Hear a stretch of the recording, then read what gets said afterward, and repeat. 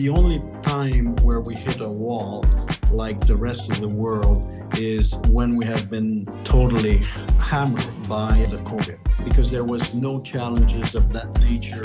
Nobody saw it coming. We didn't know how long it would last. But we had this strong belief that whenever the world would go back to normalcy, we will be able to rebound because the brand was strong. During those 15 months without shows, we have put together what we called Cirque Connect and broadcast on a lot of different platforms content of Cirque du Soleil. So after 15 months, we had reached out 70 million viewers. So just imagine for a moment the negotiation with the bankers. You go to the banker and you say, I have no revenue, I have no show, and by the way, I need $350 million to relaunch the company.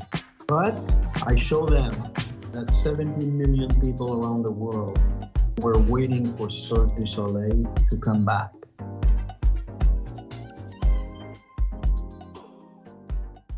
Welcome to another episode of the Challenger X podcast. In this episode, I had the privilege of speaking with Daniel Lamarre, the former CEO of Cirque du Soleil, a company that redefined the live entertainment industry.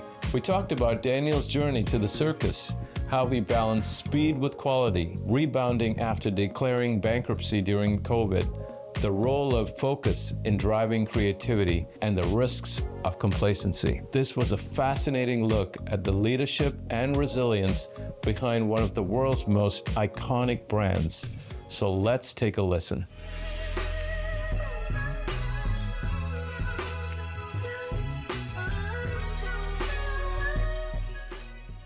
Welcome to the show. Daniel Lamarre is here on the podcast. I am so honored to have you talking to us as the past CEO of Cirque du Soleil, an iconic business in Canada. You were CEO for more than 20 years. So first of all, it's an honor to have you on the show. Thank you for making time. I would love to sort of start by asking you, talk to me about how you got to Cirque, your career journey, and how that all brought you to Cirque. Yeah, first of all, I have an interesting story with the founder, Guy Laliberté. In 1986, I had my own PR firm, did a mandate for Guy, couldn't pay me. And I said, Guy, what you're doing is so amazing. I wish you the best of luck. Move forward 13 years later, I became the CEO of a TV network in Montreal and called Guy Laliberté. By then, Cirque was quite successful. And I said, Guy, I would love to have your TV rights. And he said, oh, it's going to be complicated because now we're, represented by Granada, this international firm. I said, Guy, no sweat. If ever it's available, let me know. The following day, I received the most touching note from Guy to his marketing vice president, saying, this guy helped me 13 years ago. He wants my TV right. Do what you have to do. And that's when I start to see Guy on a more regular basis for those TV shows. And that was really something, because Guy, being Guy, called me out of the blue from London and said, Daniel, how are you doing? I said, I'm doing great. He says, no, you can do much better. I said, Guy, what are you talking about? He said, I had this amazing flash last night. I said, what is it? He says, you're going to join the circus. And I said, whoa, cool down. 3 weeks later, I joined the circus. I joined Cirque du Soleil. Wow, you joined the circus. What a story. So you get to Cirque du Soleil in roughly 2000. And back then, I'm assuming Cirque was nowhere near what it is today. So describe what it was then when you first joined, and what did you see? You were just joined the circus. Yeah, when I joined, I had a strong feeling that the company was ready to take off. At the time we had maybe 6 shows, and I had a strong feeling that we could add many more shows. And Guy being, a visionary, we were the perfect match because on one end you had the artist guy who understand the business, and on the other side you have me who was a business guy who also understood the artistic portion of the business. So we were really complementary, and that's how we've been able to grow the company at a very, very rapid pace. Early on, you must have seen the potential Cirque had. Did you know at that early days that Cirque could be really a global entertainment business? Yep, that was my belief because, as I was traveling with Guy, I saw the amazing network of contacts that he had around the world. And I told him, I said, if I can only build on your network, I think we're going to build an international business. And that's exactly what we did.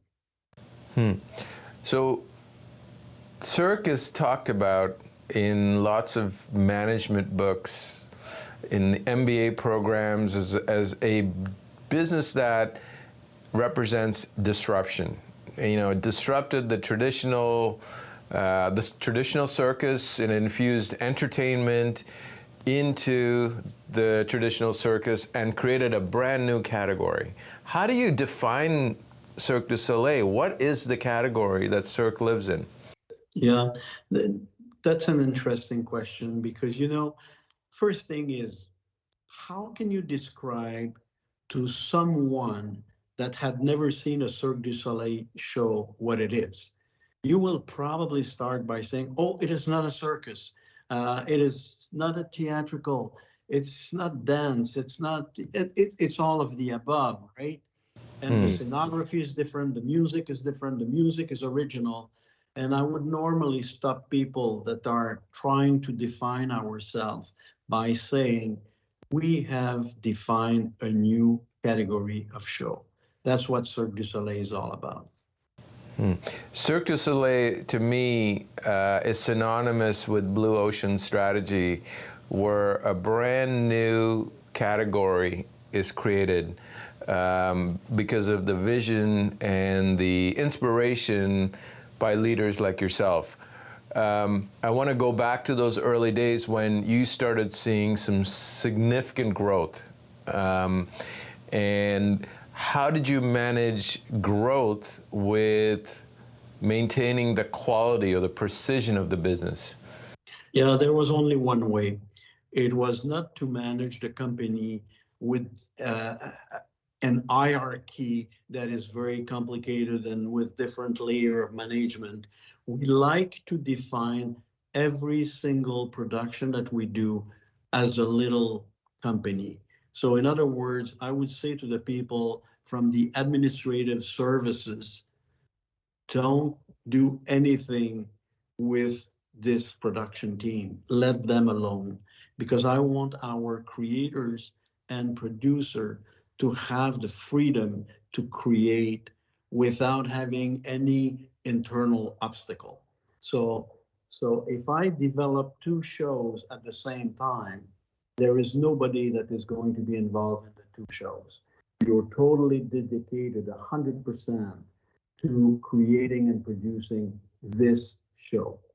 When you'll finish, we'll talk about something else. But for now, I want you to read and eat and sleep about only one thing, this new show that you are developing. So that's how we have been able to develop 2, 3, 4 shows at the same time by creating those nucleus of creators and producer totally separated from each other. So you like the delegated model, but that takes a lot of trust in the people. You want to have good quality people that can sort of make those decisions at the grassroots level. What was your philosophy on the kinds of people you were bringing into the organization to make that happen? First of all, we like people that come with their own signature, their own artistic signature, their own belief, their own philosophy. That we like when people try to shake Cirque du Soleil and bring new ideas, new way of producing shows. For us, that's very, very important. The one thing that is key, if you don't want to lose control, is to define the sandbox very, very clearly. And then you give to their creators total freedom, but within a very well defined sandbox. And you let them do what they have to do, but you have checkpoints with them on a regular basis to make sure that they don't lose track of the mandate that you gave them at the origin of the show. And that's how we're able to, keep control, but at the same time, give a lot of freedom to our creators. You have a very unique perspective on a business like Cirque because you've been there 2 decades. You've seen a lot.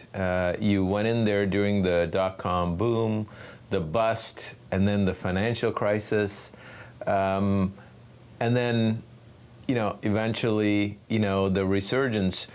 I want to go back to the time of the financial crisis.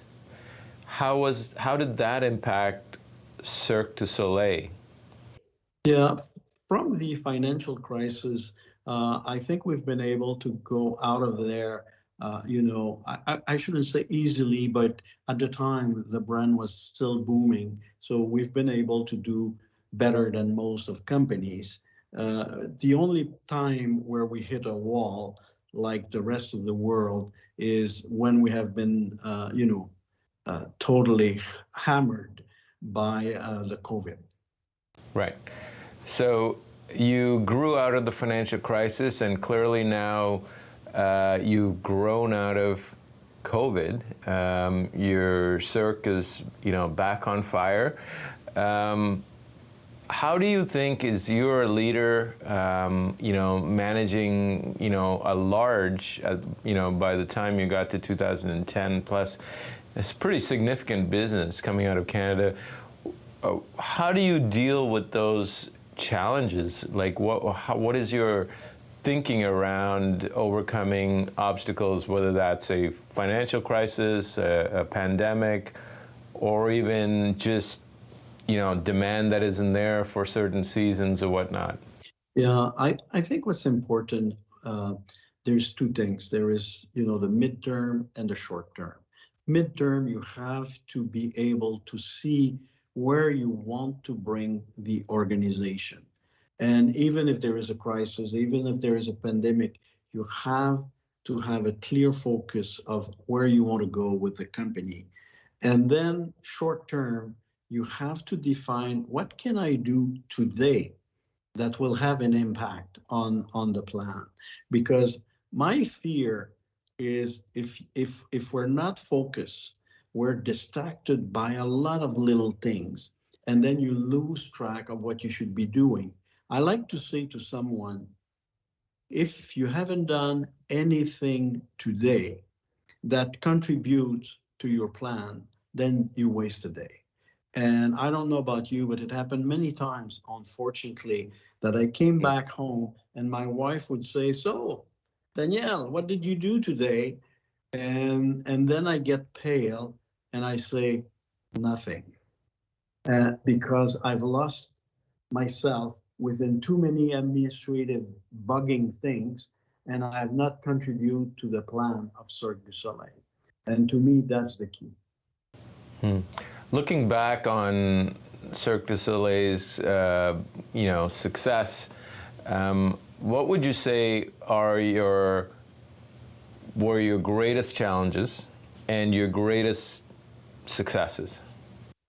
Yeah, obviously, being able to rebound after the COVID, because there was no challenges of that nature. Nobody saw it coming. We didn't know how long it would last.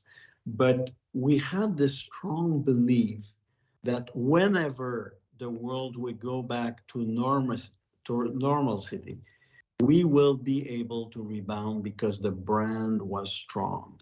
And the smartest thing we did during those 15 months without shows, we have put together what we called Cirque Connect and broadcast on a lot of different platforms content of Cirque du Soleil, that our brand will not be absent of the market because of our presence. So after 15 months, we had reached out 70 million viewers. So just imagine for a moment the negotiation with the bankers. You go to the bankers and you say, I have no revenue, I have no show, and by the way, I need $350 million to relaunch the company. So that's not a very easy pitch to convey. But I show them that 70 million people around the world were waiting for Cirque du Soleil to come back. And that's the argument that convinced our investors and bankers to support us. What a beautiful story. Now, every company has to reinvent itself because there's always new competitors and so forth. How do you think about the tension between having such a strong, iconic brand and the need to, even reinvent that? Yeah, it is the heart of our challenges, because every time you launch a new show, you have to be able to surprise your fan. You have to be able to create emotion. You have to make them laugh, and you have to innovate all the time, either by adding new acts, new technology, new music, new ways of presenting our shows. That's the challenge. And I can tell you, if you would walk in our creative studio in Montreal when we produce a new show, the level of anxiety is so high, because the mandate that the team has received is to do something different than everything we have done in the past 40 years. So it's a huge mandate that you have to do. And therefore, we have to support those teams by investing in R&D, by casting around the world, by bringing the best creators in the world. So it's our constant challenge, because the one day that we feel that we're there and we produce a bad show, then we're in trouble. Mm-hmm. Is that something you as the CEO are infusing into the DNA of the company, that we should never be satisfied, we should always be looking to move the needle, push the envelope? Is that something that comes from you, and is that sort of a bit in your makeup? Yeah, I think it came from the founder, who was pushing the boundaries of creativity all the time. I've learned it from him, and when he sold the company, I made, and I'm still making, as the executive vice chairman of the company, I'm still making a lot of effort to continue to teach that to the newcomers, because I want people to understand that if you are complacent, then you might be in trouble. And the only way not to be complacent is to be in the lookout all the time for new innovation, new ideas, and new ways of doing things. And here we stand in the middle of potentially another election. Our Prime Minister has stepped down. Cirque du Soleil has its roots coming out of Canada. What is your thoughts on the whole political environment and how it could impact Cirque du Soleil or business in general? Yeah, I try to stay away as much as I can from the political environment, but because we're international, everything that is happening somewhere in the world impact us. So I have to be very aware of what's going on in the world. What will be the impact of the Canadian-US situation? For instance, we had a huge business in Russia. We had an office in Moscow. We have no more business in Moscow. So then we have to replace Russia by other countries. So you have to be able to pivot very, very quickly when a situation arises, because that's the luxury and the threat at the same time of being international. You have the luxury to move to new countries, but you have the threat to lose very important countries or cities. Now, we have a lot of young entrepreneurs, CEOs of companies that are just taking off, that listen to our show, watch our podcast. What advice would you give them, with certainly the wealth of wisdom and experiences that you have gained through your roles? What should early entrepreneurs, CEOs be looking for? What are the skills they need to have to navigate and build an enduring business that lasts decades? First and foremost, they have to be very, very aware of what's going on in their industry. Their intelligence level has to be at the highest potential level. So you should know everything that your competitors are doing.